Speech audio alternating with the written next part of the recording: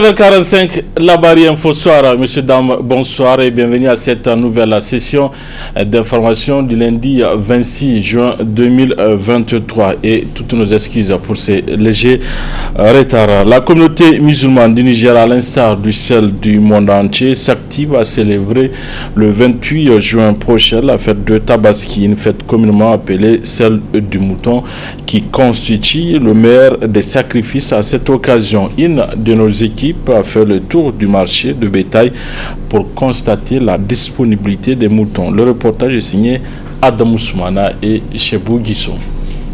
Le marché central de bétail de la capitale, communément appelé Tourakou, continue de se ravitailler en bétail en prélude à la fête de Tabaski. Les béliers sont les plus prisés des animaux par la clientèle pour ce sacrifice d'Abraham. Des clients qui trouvent le bétail abordable cette année. Les prix des moutons, c'est abordable. Ça dépend de ta bourse. Donc à partir de 75 000, tu as un mouton. Sinon, j'ai vu des moutons jusqu'à 400 000. Tu as un mouton à partir de 95, 80, 100. Donc en fonction de ta bourse, tu as un bon mouton pour la fête de Tabaski. Cette année, c'est abordable et il y a vraiment assez de moutons pour tout le monde. Oui, je pense que si on ne fait même pas attention, il y aura même des moutons qui vont rester cette année. Il y a tellement de moutons dans le marché. Et le prix est vraiment abordable.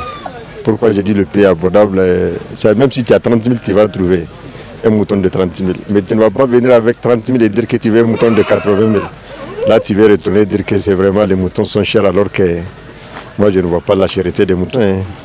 Avec 50 000, tu peux en avoir ton mouton. 30 000, tu peux en avoir. Jusqu'à oh là là. L'année entière, il y a vraiment un engouement. Et puis le mouton a été moins cher. Mais cette année, vraiment, le mouton est un peu cher. C'est vraiment un peu grimpé par rapport à l'année passée. Les vendeurs, de leur côté, s'inquiètent de l'abondance du bétail et la rareté de la clientèle.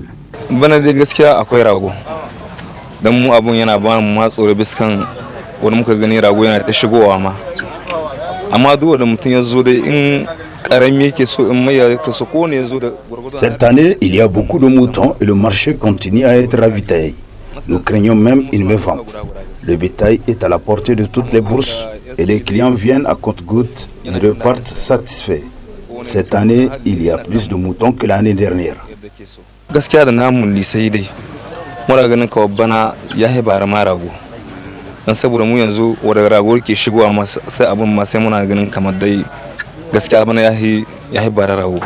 Pour ceux n'ayant pas encore acquis leur bête de sacrifice, faites un tour au marché de bétail où les vendeurs vous attendent impatiemment. Une autre équipe a fait également le tour de la ville de Niamey, mais cette fois-ci pour constater l'ambiance qui règne notamment autour des ustensiles de cuisine. Il s'agit de Boubacar Ibrahim et Boubacar Souley.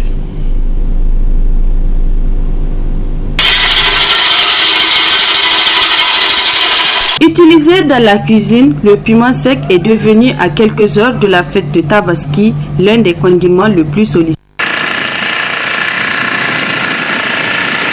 La fête de Tabaski au fait de l'Aïd al-Adha, c'est en effet dans quelques jours. Et la ville de Niamey vivra à son rythme. Impossible de faire quelques mètres sans pour autant constater l'effervescence qui y règne. C'est l'exemple autour de la vente des ustensiles de cuisine, notamment les couteaux, les machettes, les spatules et les casseroles nécessaires pour la cuisson de la viande. Pour les vendeurs, le prix de ces articles dépend non seulement des circonstances du lieu de la fabrication et varie pour la plupart de 3 500 à 750 francs.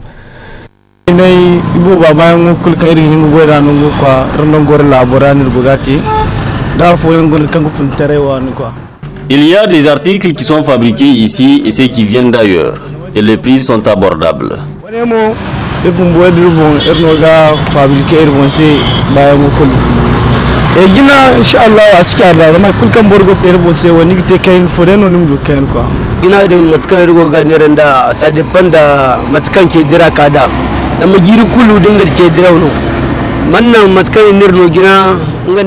Les prix des articles cette année dépendent des circonstances. Pour les couteaux et les casseroles, la taille, la qualité et les lieux de fabrication ont eu une influence sur les articles.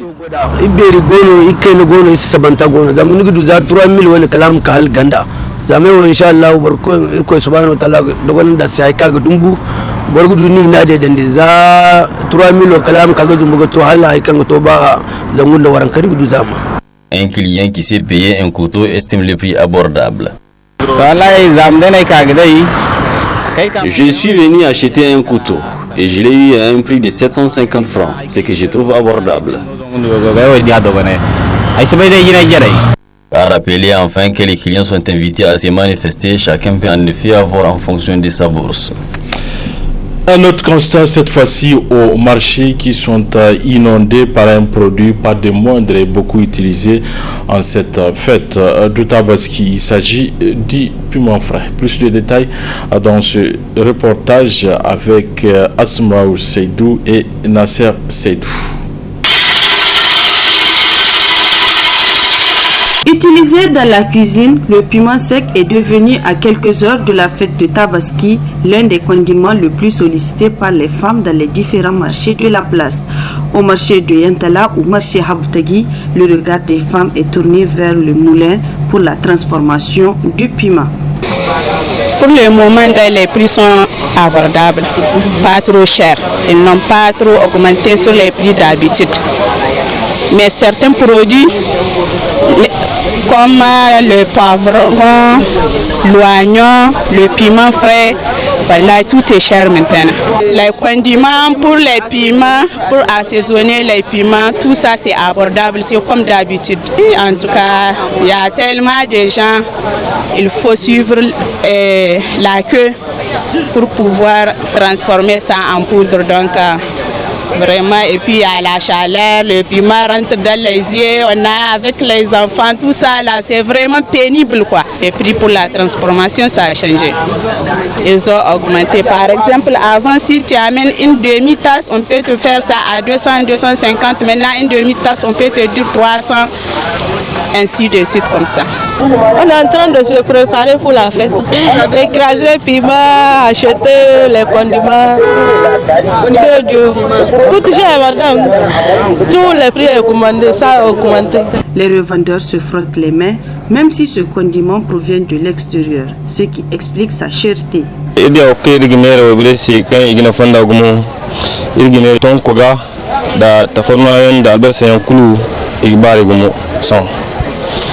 da fagine de kankin da yaji yankuru igon valere ikuno gide bon donc tasa 1000 francs no gnera afo go ki ne 1500 Je vends du piment sec pour les femmes et quelques ingrédients pour l'assaisonnement. La tasse se vend à 1000 francs voire 1500. Ça varie selon la qualité du piment. Le prix a légèrement grimpé. Ce piment me provient du Nigeria. Dieu merci, à l'occasion de la fête de Tabaski, les clients sont au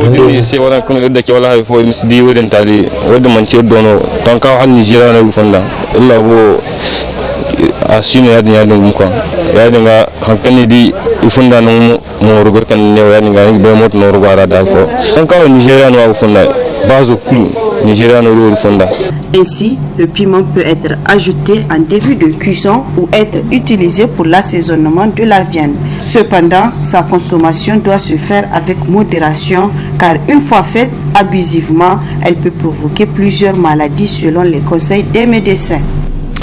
C'était le reportage de Asmaou Seydou et Nasser Seydou sur le piment sec. La journée du 27 juin 2023 est une date importante dans l'accomplissement des rites du Hajj pour les pèlerins. En cette journée dénommée Arafat, il est recommandé aux musulmans d'observer un jeûne. Suivant à ces propos les explications du prédicateur Oustaz Halidou Yahya. Et le prophète Mohammed sallallahu alayhi wa sallam a dit, le Hajj c'est Arafat. Donc les pèlerins seront Inch'Allah demain à Arafat où ils vont se vaquer à la supplication, aux dhikr et aux invocations, et ils vont le faire Inch'Allah avec recueillement. Quant à ceux qui ne sont pas allés, donc il y a un jeûne très important qui est le jeûne de la journée de Arafat, par rapport auquel le prophète Mohammed sallallahu alayhi wa sallam a dit, celui qui jeûne cette journée, Allah subhanahu wa ta'ala va lui accorder le pardon de ses péchés d'une année passée et d'une année à venir.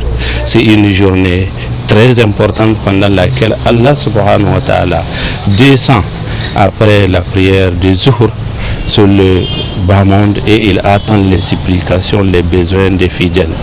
C'est pourquoi il est très important de s'organiser. Il va se rabaisser, venir au ciel du bas monde et après la prière du Zuhr et avant jusqu'à l'appel de la prière de Asr.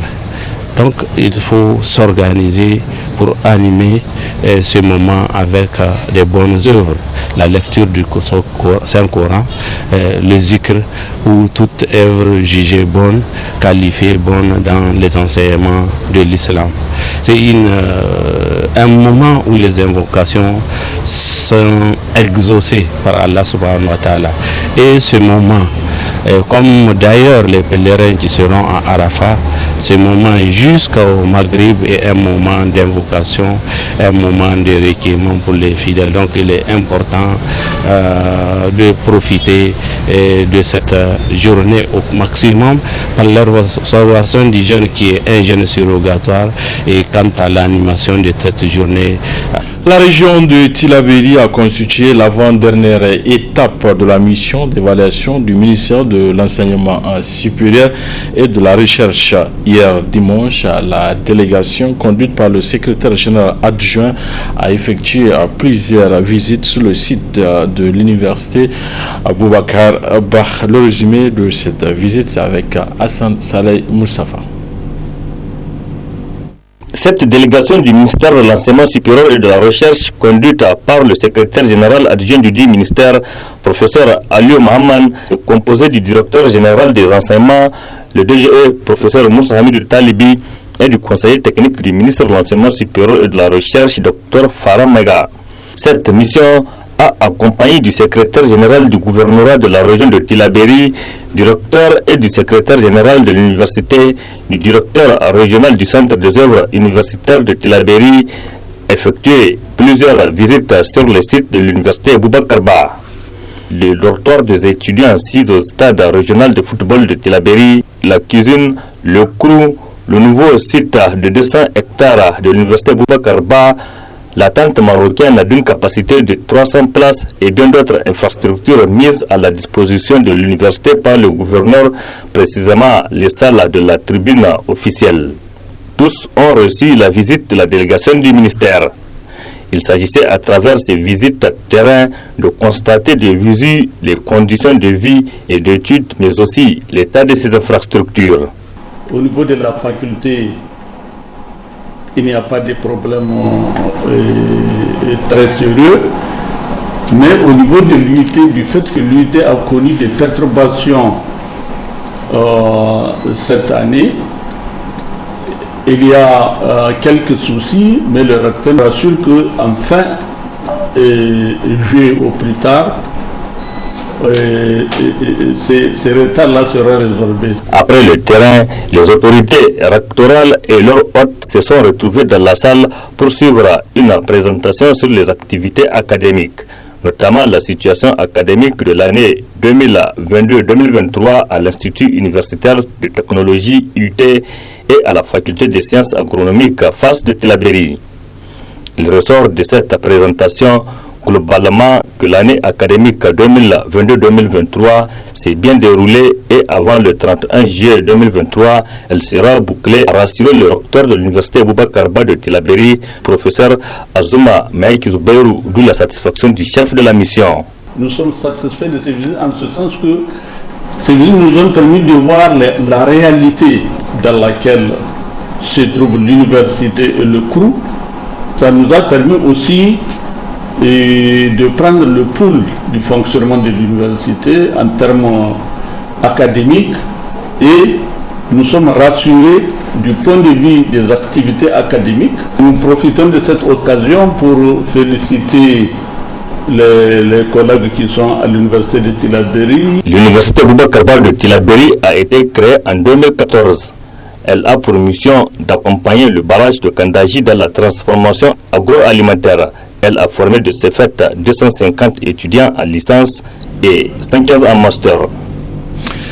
À Maradi, le parquet du tribunal de grande instance a organisé ce matin une cérémonie d'incinération d'une importante quantité de drogue. C'est à l'occasion de la journée internationale de lutte contre la drogue célébrée ce jour même 26 juin. Le compte-rendu de notre correspondant Yacouba Oumarou depuis Maradi. C'est une importante quantité de drogue qui a été incinérée ce matin à Maradi à l'occasion de la journée internationale contre l'abus et le trafic de la drogue célébrée chaque 26 juin à travers le monde.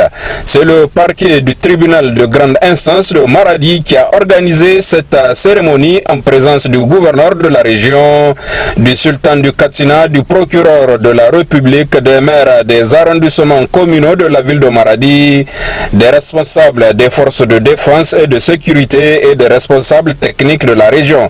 Cette journée est célébrée pour renforcer l'action et la coopération en vue de parvenir à un monde sans toxicomanie.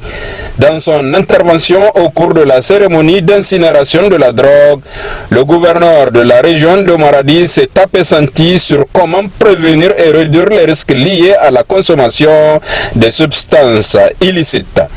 Nous sommes venus tous assister à l'incinération d'une quantité importante de drogue saisie. Cela appelle l'ensemble des parties prenantes que nous sommes à une grande réflexion pour sensibiliser l'ensemble des parties prenantes. À commencer par les parents, les chefs de famille, les formateurs, pour sensibiliser nos enfants et créer les conditions pour les épargner de cette tragédie. Aujourd'hui, la drogue se vend partout et chaque jour on saisit, mais le phénomène ne fait que s'accentuer. Donc pour cette raison, je n'appelle à la responsabilité de tous pour un combat sans faille au niveau de nos familles, au niveau de nos écoles, dans nos formations, dans nos centres de formation, pour que tous ensemble nous créons les conditions pour épargner notre société de ce danger. Pour sa part, le procureur de la République près le tribunal de grande instance de Maradi a présenté la situation de la quantité de la drogue incinérée. L'une des meilleures choses à faire, a dit le procureur, est de sensibiliser la population le plus tôt possible sur les dangers et les conséquences que peut entraîner la consommation de la drogue. On vient d'incinérer une importante quantité de drogue qui a fait l'objet de saisie pendant au moins 2 ans, et voilà que nous sommes en tout cas à la fin de l'opération, donc de l'incinération. Donc je m'en vais d'abord vous donner les chiffres pour cette année. Au total, donc, nous venons d'incinérer une importante quantité de drogue ici donc à Maradi. Notamment, nous avons incinéré 10 824 kg de chanvre indien, 254 briques de cannabis, 81 140 comprimés de tramadol, 10 913 comprimés de diazépam, 61 376 comprimés d'Exol, 84 boîtes de codéine, 5134 comprimés, donc là ça concerne les autres drogues donc qu'on n'a pas pu identifier, donc qui sont au nombre de 5134 comprimés. Donc vous voyez que, comme on l'a toujours dit, Maradi a constitué une plaque tournante donc de la fraude de la drogue au Niger. Ça est devenu une zone de transit. Quand on prend ça dans le pays voisin, ça passe par Maradi et ça continue au nord pour après être acheminé au Maghreb et plus tard même en Europe. Donc c'est pourquoi donc cette année le thème est la prévention. Comme on a vu que ça fait plusieurs années que la répression a lieu, mais que les habitudes n'ont pas changé. Donc cette année le thème est la prévention. Donc les hommes d'abord, les gens d'abord, parce que pour permettre en tout cas de comprendre le phénomène, de situer les responsabilités, notamment les responsabilités des parents.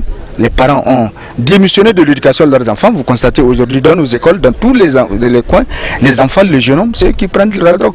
Soutenue chaque année par la communauté internationale, cette journée est une occasion de renforcer la sensibilisation aux grands dangers que sont les drogues illicites pour notre société et de parvenir à une société affranchie de l'abus des drogues. Fin hier au stade général Séni Kounti de la 21e édition du championnat national d'athlétisme. À travers l'organisation de ces championnats, la fédération vient ainsi respecter ses engagements. Ismaël Moumni Chebouguissou. Le stade général Séni Kounti a vibré au pas de plus de 100 athlètes venus de 4 coins du Niger à travers le championnat national d'athlétisme édition 2023. Les athlètes ont fait leur preuve dans plusieurs disciplines. Très stratégique. Ah ouais. Et puis c'est pas facile vraiment. Puis après le mois de carême, on a commencé à s'entraîner. C'est le travail. Je travaille à la vitesse. Surtout les 2 dernières semaines. En tout cas c'est le travail. C'est le travail. Là c'est parce que je n'ai même pas le temps, donc je m'entraîne juste 2 fois par semaine, mardi et le jeudi. Être la championne du monde. Pourquoi pas chercher loin encore. J'ai travaillé beaucoup pour commencer avec mon coach parce qu'il y a beaucoup d'entraînements qui s'accumulent. On ne saute pas ça du hasard, quoi. C'est pas quelque chose qui vient comme ça. C'est de la tête en fait. Il faut un travail bien déterminé et il faut aussi avoir du courage pour venir pour sauter aussi. Oui, j'espère vraiment parce que j'aimerais aller aux Jeux Olympiques, participer aux Jeux de la francophonie. Le président de la Fédération nigérienne d'athlétisme tire un bilan positif de cette 21e édition du championnat national d'athlétisme. Depuis que nous sommes venus, en tout cas à la tête de la fédération, ce que nous avons, c'était d'abord de faire en sorte que les compétitions soient régulières, en l'occurrence surtout donc le championnat national. Et si donc nous avons eu à réunir ici, en tout cas des jeunes Nigériens venus de contrées qui se sont rivalisés, en tout cas nous pouvons dire que nous sommes satisfaits d'avoir non seulement tenu en tout cas la promesse annuelle qui consiste à clore les activités à travers un championnat national et également de permettre en tout cas aux athlètes qui se sont préparés durant toute l'année en tout cas de se jauger avec leurs confrères venus des différentes régions. C'est-à-dire le souhait serait qu'on, chaque fois qu'il y a une compétition de ce genre, c'est de voir que les records en tout cas détenus par le passé soient au moins tombés. Il y a eu quand même des rapprochements. En tout cas, sous peu, on allait, en tout cas, par exemple, faire tomber des records qui sont tenus depuis 2019. La fédération s'engage à hisser haut le drapeau du Niger dans les compétitions. Ainsi, ce championnat permettra de sélectionner les meilleurs qui vont représenter le Niger.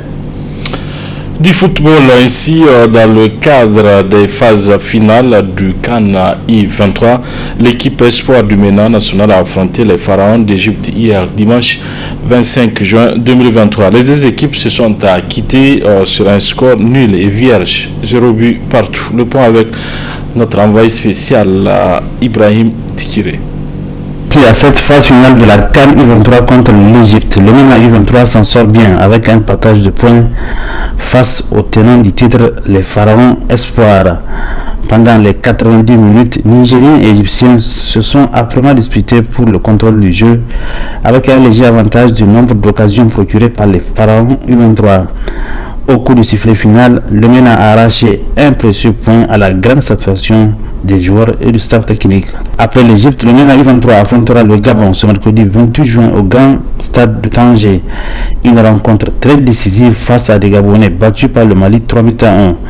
Au vu des commentaires de nombreux observateurs, le MENA U23 doit revoir certains compartiments du jeu pour battre le Gabon et espérer un ticket pour les demi-finales. C'est vrai, comme vous l'avez vu, c'était un match de très bon niveau. On a joué contre une bonne équipe en place. Nous aussi, on n'a pas démérité, on a fait notre jeu. Certes, c'est comme tout le temps dans le football. Ils ont leur temps fort, on a aussi notre temps faible, mais on a pu gérer. Et je pense que c'est un bon résultat qui nous dit des bonnes choses pour la suite. Et là, maintenant, c'est à nous de nous préparer pour le second match, un match crucial. Donc voilà, c'était un premier match assez fort dans les efforts. On a vu que c'était deux équipes qui se cherchaient encore vu ce premier match, mais on savait aussi que ce premier match c'était un match très important pour bien commencer la compétition. On commence avec un match nul, ce qui n'est pas mal. Et voilà, on a respiré la victoire et on attend ce deuxième match avec impatience. Notre objectif c'était de gagner ce match. Comme tout entraîneur, on avait envie de gagner ce match. Vraiment, on avait à cœur de gagner ce match. Mais on s'était à ce moment rendu le match vraiment difficile pour nous-mêmes. D'ores et déjà que le match a tiré à sa fin, donc on avait vraiment attiré l'attention des joueurs par rapport au résultat. Donc le match, moi je pense que c'était satisfaisant. Nous, c'était une ou deux fois où on avait une situation pour marquer le but. On avait vraiment atteint notre objectif que de gagner ce match. Voilà, messieurs et dames, fin de cette édition. Merci à vous de l'avoir suivi. Au revoir.